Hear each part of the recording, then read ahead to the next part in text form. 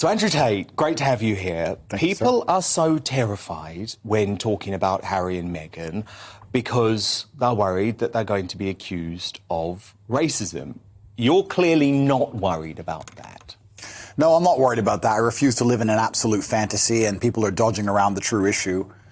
I am a person of color myself, but I don't think that's why I'm inspired to speak the truth. The fact that racism is being used as a justification for the fact that she isn't liked by the majority of people is a cop-out. It's not the case.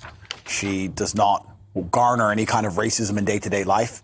She's less dark-skinned than me, and I certainly haven't suffered from any racism. So I don't think race has anything to do with it. I think she's just a dislikable person and is trying to find another excuse for that, for people to treat her that way. And this fits into one of your bigger narratives, doesn't it? Which is that you're very worried that men today seem to be embracing the idea of being victims. And you say that one of the reasons that you are a resilient human being is because you have lived through trauma, but that trauma actually propelled you to success rather than bringing you down to victimhood. Yeah, the baseline of masculinity is that bad things are going to happen to you, and you're going to absorb them, and you're going to use them and to grow into a more competent individual. If you look at what society expects of men and what even females expect of men, they expect a man of competence. And for you to be competent, you have to have lived through some things. To be good at being a man, you have to have had a hard life. If you look at any superhero, his life was hard. This is the reality of it. And I think that the demasculinization of men is a genuine plague we are suffering with in the West. And Harry, in many ways, he's ended up a beacon for that, you know. So you think he has been emasculated by Meghan?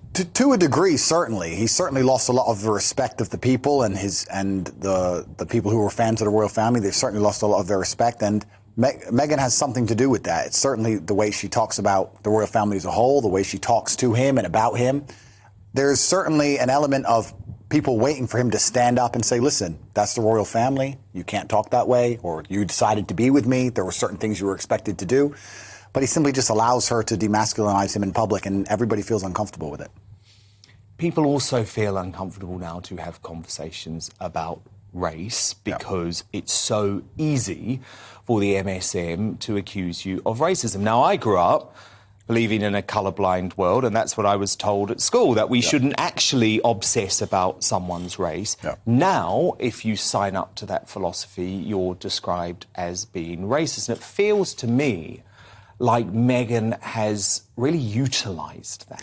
Well, there are certain buzzwords. There are certain words you can hide behind in modern society which people are not allowed to challenge, and it allows you to have ideas inside of a vacuum where you can develop these narratives that are never directly contested.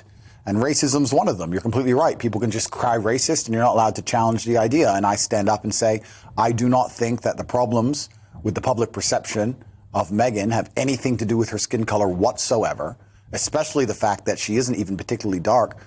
I find it very strange. A lot of the people who are standing up for her, I've seen many liberals, black liberals from all around the world who are standing up for her saying the race card, the race card. Why would you allow somebody to use the race card when they're not genuinely suffering from it? Doesn't that disrespect all the people who actually suffer from genuine racism? Well, I think it does. So do I. Because there are so many contradictions in that Netflix series, because Meghan actually says the only time she ever experienced racism was someone in LA calling her mum, who actually does have much darker skin than her, the N-word. But actually, Meghan said she had experienced no racism herself, yet she enters the royal family, and all of a sudden it helps her victim narrative to suggest that she's been a victim of racism. And actually, if you saw her wedding, I mean, the British public completely embraced her. Well, if the British public had a problem with race, I don't understand how we have a prime minister who's darker skinned than her, a mayor of London who's darker skinned than her. It doesn't even make sense on any level. I would state that England is one of the least racist nations on the planet.